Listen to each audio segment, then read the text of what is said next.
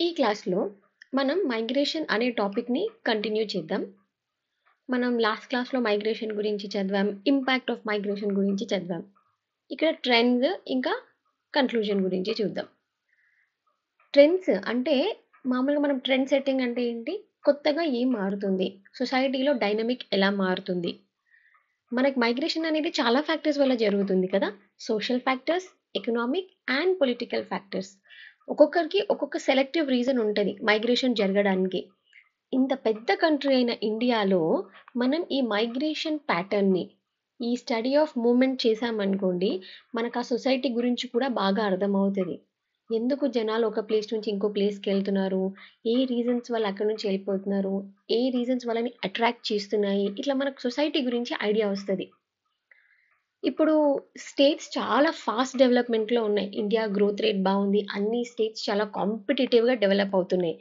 Also different sectors, manufacturing, IT, service sector, ఇవన్నీ fast booming ఉన్నాయి. ఇవన్నీ అయినప్పుడు మైగ్రేషన్ని కూడా అంతే ఫాస్ట్గా ఎఫెక్ట్ చేస్తాయి కదా, రైట్? అందుకే ఈ ఫ్యాక్టర్స్లో మైగ్రేషన్ గురించి చదవడం ఇంపార్టెంట్ అనమాట. ఒక ప్రొఫైల్ తయారు చేసుకోవచ్చు మనం. ఏ ఏజ్ వాళ్ళు వెళ్తున్నారు, ఏ రీజన్స్ మీద వెళ్తున్నారు, ఎంతమంది వెళ్తున్నారు, సీజనలా, సర్క్యులరా, ఇలా చూడొచ్చు. అయితే సెన్సస్ ఆఫ్ ఇండియా, ఈ సెన్సస్ ఏం చెప్తుంది అని అంటే, 2 రకాల మైగ్రేషన్ని స్టడీ చేయొచ్చంట. ఒకటి, పుట్టిన ప్లేస్ నుంచి ఎంతమంది మూవ్ అయిపోయారు, వాళ్ళు లాస్ట్ ఉన్న ప్లేస్ నుంచి ఎంతమంది మూవ్ అయిపోయారు. Migration by birth place, migration by the last residence, అంతే కదా. ఇప్పుడు నేను పుట్టిన ఊర్లో ఇప్పుడు ఉండట్లేదు, చదువు పర్పస్ మీద వేరే ప్లేస్కి వచ్చి ఉంటున్నాను సిటీలో ఫర్ ఎగ్జాంపుల్. మేబీ నాకు ఫ్యూచర్లో మంచి జాబ్ వచ్చి నేను హైదరాబాద్ కూడా వదిలేసి వెళ్ళిపోతానేమో, సిటీ వదిలేసి వెళ్ళిపోతానేమో. సో నా లాస్ట్ రెసిడెన్స్ హైదరాబాద్ అవుతుంది కదా. సో అట్లా పుట్టిన ప్లేస్, ఉన్న ప్లేస్, 2 రీజన్స్ మీద మనం మైగ్రేషన్ని చూడొచ్చు. అలాగే సెన్సస్ ఆఫ్ ఇండియా రీజన్స్ని కూడా చెప్తుందన్నమాట. ఎంతమంది మైగ్రేట్ అయ్యారు, ఏ రీజన్స్ వల్ల మైగ్రేట్ అయ్యారు.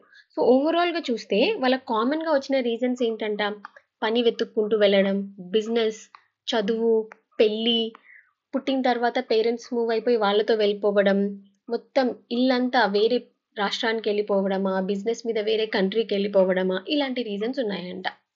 1872 నుంచి కూడా వీళ్ళు డేటా కలెక్ట్ చేస్తూ వచ్చారనమాట కరెంట్ టైం వరకు. అప్రాక్సిమేట్లీ వీళ్ళకి ఎంత తెలిసిందంటే, కంట్రీలోనే లోపల విత్ ఇన్ ఇండియాలోనే ఎంతమంది మైగ్రెంట్స్ ఉన్నారు, 326 మిలియన్ మైగ్రెంట్స్ ఉన్నారంట. 100% పాపులేషన్లో నియర్లీ 29% ఇంటర్నల్ మైగ్రెంట్సే ఉన్నారు. సో ఎక్కడి నుంచి తీశారు ఈ data? According to NSSO, national sample survey organisation. అయితే ఇంకా ఈ మైగ్రేషన్ డేటాలో వాళ్ళకి ఏం తెలిసిందంటే, ఎక్కువ మంది విమెనే ఉన్నారంట. ఆ విమెన్ కూడా ఏ రీజన్ చెప్పారంట మైగ్రేషన్కి, మాకు పెళ్ళయింది అందుకే మేము వచ్చేసాం మా పుట్టిన ప్లేస్ నుంచి అని. ఈ NSSO డేటా ప్రకారం 91% ఆఫ్ రూరల్ ఫీమేల్, అంటే ఊర్లలో ఉన్న ఆడవాళ్ళల్లో 91%, అర్బన్ ఏరియాస్లో ఉన్న ఆడవాళ్ళలో 61% మ్యారేజ్ రీజన్ మీదనే మూవ్ అయ్యారంట. ఊర్లో ఇంకెక్కువ ఉంది కదా. మళ్ళీ మొత్తం మైగ్రెంట్స్ 100 అనుకుంటే అందులో 1/3 migrants youth, between 15 to 29 years ఉన్న వాళ్ళు 1/3 పీపుల్, నియర్లీ 33.33% ఉన్నారంట. నెక్స్ట్ మెన్, ఆడవాళ్ళల్లో మేజర్ రీజన్ ఏంటి మైగ్రేట్ అవ్వడానికి? పెళ్ళి. మరి మగవాళ్ళకి మేజర్ రీజన్ ఏంటంట తెలుసా? పని, ఎంప్లాయ్మెంట్. ఎంప్లాయ్మెంట్ కోసం వెతుక్కుంటూ వెళ్తున్నారంట. రూరల్లో 29% ఉంది, అర్బన్లో 56% ఉంది. ఏది? మెన్ ఎంప్లాయ్మెంట్ కోసం మైగ్రేట్ అవ్వడం. మళ్ళీ in terms of house holds, అంటే కంప్లీట్గా ఫ్యామిలీ. ఇప్పుడు ఫ్యామిలీలో ఒక భర్త వెళ్ళొచ్చు, కొడుకు చదువుకోవడానికి వెళ్ళొచ్చు, అది కూడా మైగ్రేషనే. కంప్లీట్ ఫ్యామిలీ మొత్తం ఒక ప్లేస్ నుంచి ఇంకో ప్లేస్కి మూవ్ అవ్వడం, హౌస్ హోల్డ్ మూవ్మెంట్. NSSO ప్రకారం 55% of the migrant house holds in rural, మళ్ళీ 67% in urban areas migrated for employment related reasons. ఇప్పుడు మా ఊరే తీసుకోండి, నేను చిన్నప్పుడు చూసిన ఫ్యామిలీస్లో సగం మంది ఇక్కడ లేరు. ఒకటి, ఇక్కడ వాళ్ళకి డబ్బులు బాగా రావట్లేదు, సంపాదన లేదు అని పని వెతుక్కుంటూ కంప్లీట్ ఫ్యామిలీ అక్కడికి వెళ్ళారు, ఇన్ని ఇయర్స్ పని చేశారు, అక్కడే ఇల్లు కట్టుకొని అక్కడే ఉన్నారు. ఇప్పుడు అది మైగ్రేషన్ అయిపోయింది, అంతేనా? సో ఎంప్లాయ్మెంట్ కోసమే వెళ్ళారంట హౌస్ హోల్డ్స్ కూడా. ఈ మైగ్రేషన్ అనేది లాంగ్ టర్మ్ ఉంటుంది, షార్ట్ టర్మ్ ఉంటుంది. లాంగ్ టర్మ్ అంటే ఇంకా చాలా లాంగ్, ఎప్పటికీ అక్కడే ఉండడం అన్నట్టు. షార్ట్ టర్మ్ అంటే పని అయిపోయాక బ్యాక్ రావడం.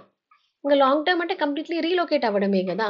ఇప్పుడు ఊరు నచ్చలేదు, పని కోసం వేరే దగ్గరికి వెళ్ళారు, ఇల్లు దొరికింది, సెటిల్ అయిపోవడం, ప్లేసే లొకేట్ చేసేయడం.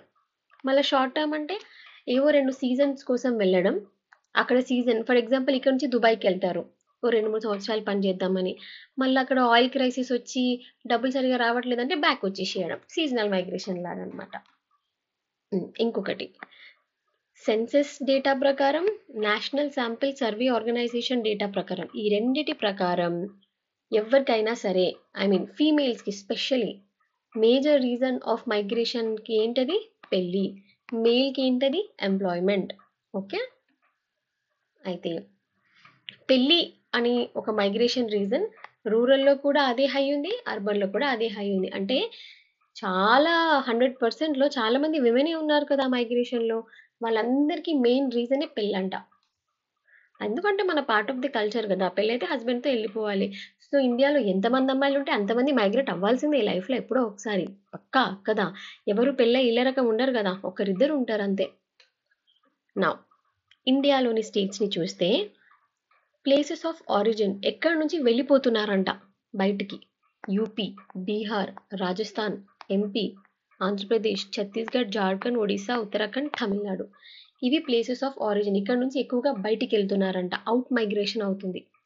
ఎక్కడికి వస్తున్నారు? ఇన్సైడ్. ఏ స్టేట్స్‌కి వెళ్ళడానికి ఇష్టపడుతున్నారు? డెస్టినేషన్ ఢిల్లీ, మహారాష్ట్ర, గుజరాత్, హర్యానా, పంజాబ్, కర్ణాటక. ఈ ప్లేసెస్‌కి ఇష్టపడుతున్నారంట. ఈవెన్ తెలంగాణలో కూడా రావడానికి ఇష్టపడతారు. ఎందుకంటే మంచి ఐటీ హబ్ ఉంది కదా.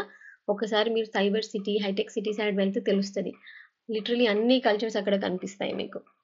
అయితే 3 స్టేట్స్ ఎక్కడంటే అట్లా వచ్చే వాళ్ళకంటే వెళ్ళిపోయే వాళ్ళు టూ మచ్‌గా ఉండడం. అంటే ఆ స్టేట్‌ని వదిలేసి వెళ్ళిపోయే వాళ్ళు ఎక్కువ ఉన్న స్టేట్స్ ఏంటంటే యూపీ, బీహార్, కేరళ. కేరళ ఏందంటే అందరూ చాలా మంది గల్ఫ్ కంట్రీస్‌కి వెళ్ళిపోతారు చాలా మంది. యూపీ, బీహార్‌లో లేబరర్స్ ఉంటారు చూడండి, డైలీ వేజ్ లేబరర్స్. వాళ్ళందరూ సౌత్ సైడ్ వస్తారు. వచ్చి ఈ పని వెతుక్కుంటారు. లైక్ ఫార్మింగ్ చూసుకోవడము, కాపలా ఉండడము, గోర్ఖా టైప్ చేయడము చాలా. అయితే ఈ 3 స్టేట్స్ టాప్ పొజిషన్‌లో ఉన్నాయి. ఇంకొకటి కోవిడ్ టైంలో చూసారా? చాలామంది ఎవరికి వాళ్ళు ఇళ్ళలోకి వెళ్ళిపోయారు భయపడి కదా. ఎక్కువ మంది మైగ్రెంట్స్ సౌత్‌ని వదిలి వెళ్ళిన మైగ్రెంట్స్ ఎక్కడి వాళ్ళో తెలుసా? యూపీ, బీహార్ వాళ్ళే. సో, ఇక్కడ సాటిస్ఫై అయింది కదా ఆ ఫ్యాక్ట్. అది. ప్యాటర్న్ ఆఫ్ మైగ్రేషన్ చూద్దాం. అయితే ఇంటర్నల్ మైగ్రేషన్ అంటే ఇండియాలో మైగ్రేషన్ చూసామనుకోండి 2 రకాలుగా కనిపిస్తుంది. ఒకటి ఇంట్రా స్టేట్ అంటే స్టేట్ లోపలనే. మనం తెలంగాణ ఎగ్జాంపుల్ తీసుకుందాం సరేనా? తెలంగాణలోనే ఒక ప్లేస్ నుంచి ఒక ప్లేస్‌కి నిజామాబాద్ నుంచి ఆదిలాబాద్‌కి, ఆదిలాబాద్ నుంచి హైదరాబాద్‌కి, అక్కడి నుంచి మహబూబ్ నగర్‌కి ఎట్లైనా. నెక్స్ట్ ఇంట్రా అంటే with in the state. Inter అంటే ఒక స్టేట్ నుంచి ఇంకో స్టేట్‌కి. తెలంగాణ నుంచి ఢిల్లీకి, తెలంగాణ నుంచి బెంగుళూరుకి, తెలంగాణ నుంచి వెస్ట్ బెంగాల్‌కి అట్లా. అయితే ఇంట్రా స్టేట్ ఒక స్టేట్‌లోనే migrations within the state అంట ఎకనామిక్ ఫ్యాక్టర్స్ వల్ల మూవ్ అవ్వరంట. ఎక్కువ మైగ్రేషన్స్ లోపలే ఏ రీజన్ మీద జరుగుతాయి తెలుసా? Obviously marriage. అందులో చాలా మటుకు 3/4 అంటే 75% ఇంట్రా స్టేట్ మైగ్రేషన్‌లో ఆడపిల్లలే ఉన్నారంట. ఆబ్వియస్‌గా గెస్ చేయొచ్చు. పెళ్లి చేసుకొని ఒక ప్లేస్ నుంచి ఇంకో ప్లేస్‌కి వెళ్తున్నారు అంతే. రాష్ట్రం దాటి వెళ్ళే అమ్మాయిలు చాలా తక్కువ కదా. పేరెంట్స్ ఎట్లా ఆలోచిస్తారు? తెలిసినోళ్ళు బావుండు, కొంచెం దగ్గరోళ్ళు అయితే బావుంటది. చాలా దూరం అసలు బార్డర్ దాటి ఇవ్వాలంటే భయపడతారు ఫస్ట్. విత్ ఇన్ కమ్యూనిటీస్ జరుగుతాయి కాబట్టి విత్ ఇన్ స్టేటే జరుగుతది మైగ్రేషన్.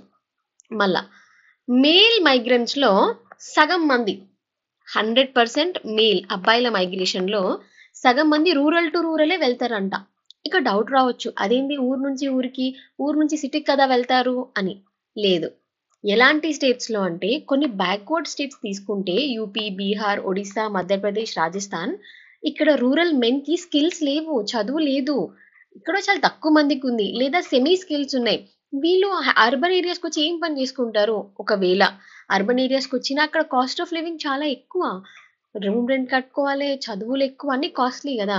సో, ఈ బ్యాక్వర్డ్ స్టేట్‌లో మేల్స్ ఏం జేస్తారంటే, మనం మన ఊరు నుంచి ఇంకో ఊరు పోదాం. రూరల్ టు రూరలే అవుతది. బికాజ్ మనకొచ్చింది ఫార్మింగ్, వ్యవసాయం వచ్చు. ఇంకో ఊరికెళ్ళి వ్యవసాయం జేసుకుందాం. అట్లా అన్నమాట.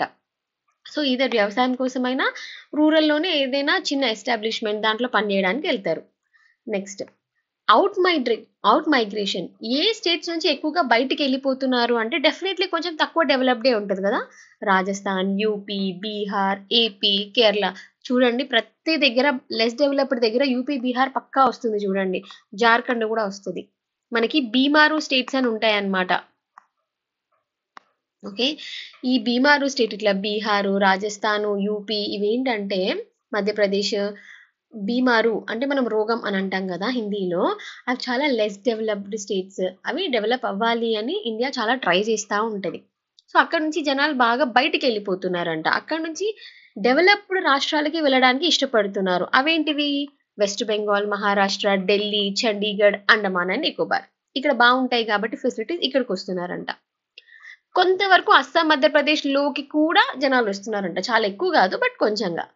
నెక్స్ట్, అసలు ఈ మైగ్రేషన్ జరగడానికి మెయిన్ రీజన్ ఏంటి? ఇట్లా ఇంట్రాస్టేట్ అంటే రీజియన్ కి ఈక్వల్ డెవలప్మెంట్ లేకపోవడం. ఒకటి తక్కువ డెవలప్, ఒకటి ఎక్కువ డెవలప్ అవ్వడం వల్ల తక్కువ నుంచి ఎక్కువకి వెళ్ళడానికి ట్రై చేస్తున్నారు. దీనివల్ల ఇబ్బంది ఎక్కడ వస్తుంది? మెట్రోపాలిటన్ సిటీస్ కి పెద్ద ప్రాబ్లం. ఇప్పుడు హైదరాబాదు, ఢిల్లీ, బెంగళూరు, కల్కట్టా, భోపాల్ ఈ ప్లేసెస్ మెట్రోపాలిటన్ ప్లేసెస్. అవి అర్బన్ అన్నమాట. అన్ని ఫెసిలిటీస్ ఉంటాయి. ఇంకా జనాలందరూ వరుసగా అదే అక్కడికే వచ్చి సెటిల్ అవుదాం అనుకుంటున్నారు. కానీ టూ మచ్ ఒక దగ్గర అవుతే ఏమవుతుంది? సఫికేషనే అవుతుంది. ఒక ఇంట్లో 10 మంది ఉండాల్సిన దగ్గర 20 మంది వచ్చారు అనుకోండి, ఫుల్ సఫికేషన్. సో ఇప్పుడు మెట్రోపాలిటన్ సిటీస్ కూడా అదే ఓవర్లోడ్ అవుతుంది. అక్కడ మంచి వర్క్ ఆపర్చునిటీ, ఎడ్యుకేషన్, హెల్త్ అన్నీ ఉంటాయని. So cities like Delhi, Hyderabad, Calcutta ఇలాంటివి బాగా ఎఫెక్ట్ అవుతున్నాయి ఈ ఇన్ఫ్లక్స్ వల్ల. ఇప్పుడు తెలంగాణలో చూడండి, అందరూ హైదరాబాద్కి వెళ్ళిపోతారు. 100% తెలంగాణ పాపులేషన్ ఉందనుకోండి, జస్ట్ ఇమాజిన్. అందులో 30% హైదరాబాద్లో ఉన్నారంట. హైదరాబాద్ ఎంత ఉంటుంది? ఒక చుక్క ఎంత ఉంటుంది మ్యాప్లో. కానీ 30% ఆఫ్ ది పాపులేషన్ ఆ చుక్కలోనే ఉన్నారు. అంటే అర్థం చేసుకోండి ఎంత మెట్రోపాలిటన్ ఫెసిలిటీస్ కోసం జనాలు వెళ్తున్నారు. మళ్ళీ ఇంటర్నేషనల్ మైగ్రేషన్ అనేది ఇండియాకి కొత్త కాదు. ఎప్పటి నుంచో స్టార్ట్ అయింది అది, చాలా కాలం నుంచి కూడా. అయితే ఇప్పుడు మనం వేరే వేరే కంట్రీస్లో స్టాటిస్టిక్స్ చూస్తే నియర్లీ 25 మిలియన్ పీపుల్ వరకు బయట ఉన్నారంట Indians. First wave of migration ఎప్పుడు స్టార్ట్ అయిందంటే మనకి స్వాతంత్రం రాగానే ఇక్కడ ఉన్న ఇండియన్స్ యూకే, యుఎస్, కెనడా, ఆస్ట్రేలియాకి వెళ్ళిపోయారు. అది ఫస్ట్ వేవ్ ఆఫ్ మైగ్రేషన్. కొంతమంది వెస్టర్న్ యూరోప్కి కూడా వెళ్ళారు. ఠీకే, ఇండిపెండెన్స్ అయిపోయింది, కొంతకాలం గడిచింది, 1970స్కి వచ్చాం. 1970s తర్వాత మళ్ళీ second wave of migration start అయింది. ఇప్పుడు సెకండ్ వేవ్లో ఎక్కడికి వెళ్ళారు? బాగా ఆయిల్ ఎక్స్పోర్టింగ్ కంట్రీస్. ఎక్కడైనా ఆయిల్ తవ్వకాలు జరిగి అమ్ముతారు అంటే గల్ఫ్ కంట్రీస్కి వెళ్ళారు. మనకి మిడిల్ ఈస్ట్ కంట్రీస్, ఇదే దుబాయ్, యుఏఈ, ఒమాన్, కువైట్ ఇలాంటివి అనమాట.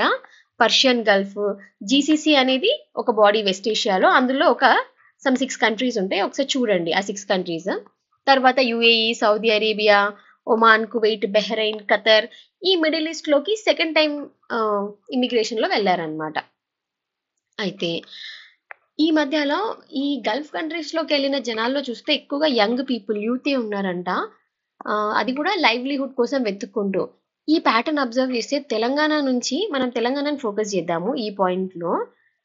ఈ కొన్ని డిస్ట్రిక్ట్స్ ఏవైతే ఉన్నాయో, నిజామాబాద్, ఆదిలాబాద్, కరీంనగర్, వరంగల్, మెదక్, ఈ పర్టికులర్ డిస్ట్రిక్ట్స్ నుంచి చాలా మంది యూత్ గల్ఫ్ కంట్రీస్కి వెళ్తున్నారంట తెలంగాణలో. ఎందుకు? ఇక్కడ మంచిగా చదువుకొని జాబులు తీసుకోవచ్చు కదా అంటే, వీళ్ళు ఏంటంటే school drop outs. 10th pass అవ్వని వాళ్ళు, చదువుకోని వాళ్ళు. ఇక్కడ పని రాక, జాబ్ రాక, స్కిల్స్ లేక గల్ఫ్కి వెళ్ళి అక్కడ పని చేసి ఆ డబ్బులు రెమిటెన్సెస్ లాగా ఇంటికి పంపిస్తున్నారు. మరి అక్కడికి వెళ్ళి ఎలాంటి పని చేస్తున్నారంటే ఎలక్ట్రీషియన్, పంబర్, డ్రైవర్స్, హౌస్ కీపర్స్ ఈ పని చేస్తున్నారనమాట. కాజెస్ ఆఫ్ మైగ్రేషన్ చూద్దాం. ఇప్పటికే మనం ఈ క్లాస్లో, లాస్ట్ క్లాస్లో చాలా చూసాము. అవి రిపీట్ అవుతాయి. చాలా ఫ్యాక్టర్స్ ఉన్నాయి. మెయిన్గా పెళ్ళి. మనకి మొత్తం మైగ్రేషన్లో మ్యాక్సిమం ఫీమేల్స్ ఉన్నారు, పెళ్లి వల్ల మైగ్రేట్ అవుతున్నారు అని ఇప్పటికే చూసాం కదా. సో ఎవ్రీ గర్ల్ ఖచ్చితంగా పెళ్లి చేసుకుంటే అత్తగారింటికి వెళ్ళాల్సిందే. సో పుట్టింటి నుంచి అత్తగారింటికి వెళ్తుంది కాబట్టి వేరే దగ్గర మైగ్రేషన్ అవుతుంది. ఈదర్ షార్ట్ ఆర్ లాంగ్ డిస్టెన్స్కి వెళ్తుంది ఆమె పక్క.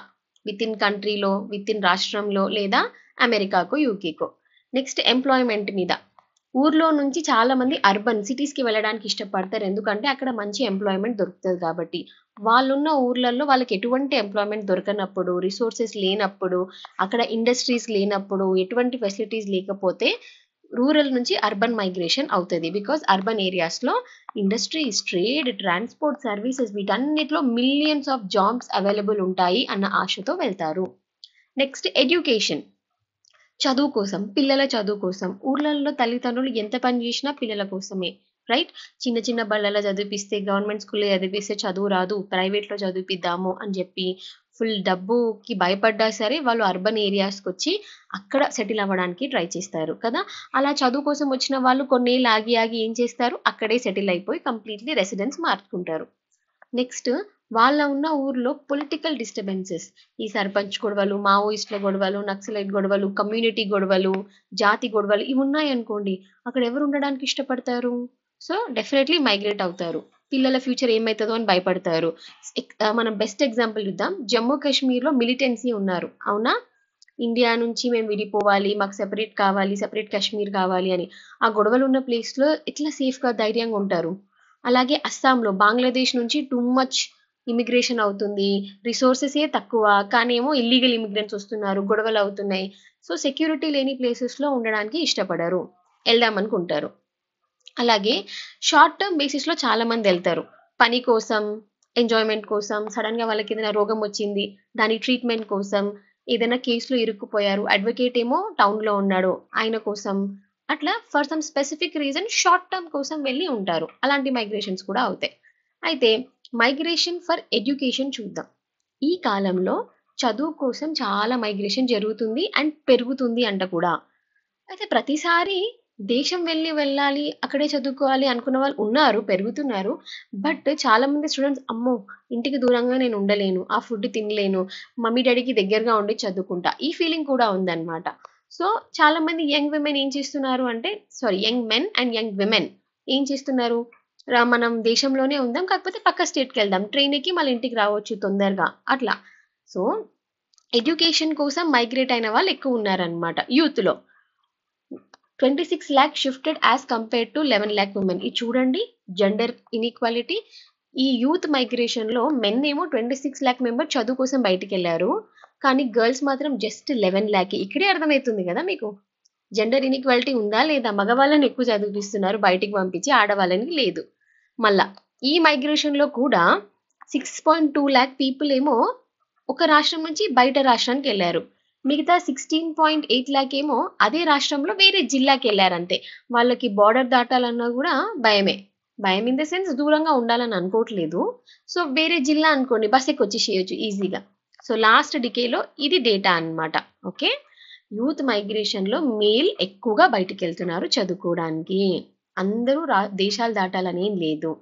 ఓకే, మళ్ళీ అందులోనూ మరి రాష్ట్రం దాటడానికి కాకుండా వేరే జిల్లాకి వెళ్ళి చదువుకుందామని అనుకుంటున్నారు. ఇప్పుడు మీకు బెస్ట్ ఎగ్జాంపుల్ ఇస్తా చూడండి. వరంగల్ అమ్మాయి ఉందనుకోండి, తనకి చదువుకోవాలనిపిస్తుంది, జేఎన్టీయూలో ఓయూలో సీట్ వస్తే హైదరాబాద్కి వస్తుంది, ఇది ఒక జిల్లా నుంచి ఇంకో జిల్లాకి రావడం అంతే కదా. Next push and pull factors, ఇది కూడా మనం చాలాసార్లు డిస్కస్ చేసాం కదా. పుష్ ఫ్యాక్టర్స్ అంటే ఏంటి, అక్కడ నుంచి వెళ్ళిపోవడానికి తోసేసే ఫ్యాక్టర్స్. నువ్వు ఉన్న ప్లేస్లో జాబ్స్ లేవు, ఆకలి చావులు ఉన్నాయి, స్టార్వేషన్, మాల్ న్యూట్రిషన్ ఇవన్నీ ఉంటే నువ్వు అక్కడ నుంచి బయటకు వచ్చేస్తావు, అది పుష్ ఫ్యాక్టర్స్. నువ్వు వెళ్ళే ప్లేస్లో డెస్టినేషన్లో చాలా మంచి ఫ్యాక్టర్స్ ఉన్నాయి, నేను అట్రాక్ట్ చేస్తున్నాయి, మ్యాగ్నెట్స్ లాగా నేను లాగుతున్నాయి. పుల్ ఫ్యాక్టర్స్ ఏంటవి, అక్కడ మంచి ఎంప్లాయ్మెంట్ దొరుకుతుంది, సో మెనీ ఇండస్ట్రీస్ ఉన్నాయి, ట్రాన్స్పోర్ట్ ఫెసిలిటీస్, ట్రేడ్ ఉంది, ఐటీ సర్వీసెస్ ఉన్నాయి, మోడర్న్ లగ్జరీ ఫెసిలిటీస్ ఉన్నాయి. ఇవన్నిటిని పుల్ ఫ్యాక్టర్స్ అంటారు. అవన్నీ నేను మ్యాగ్నెట్ లాగా పుల్ చేస్తున్నాయి, right? So millions of people, లక్షల మంది వాళ్ళ రిమోట్ ఊర్లలో నుంచి, remote villages, far off places నుంచి పెద్ద పెద్ద సిటీస్కి వెళ్తారు, ఏదో సాధించేద్దాం, అక్కడ మంచిగా లైఫ్ ఉంటుంది, హ్యాపీగా ఉంటాము అని. కోల్కతా, ముంబై, హైదరాబాద్, ఢిల్లీ.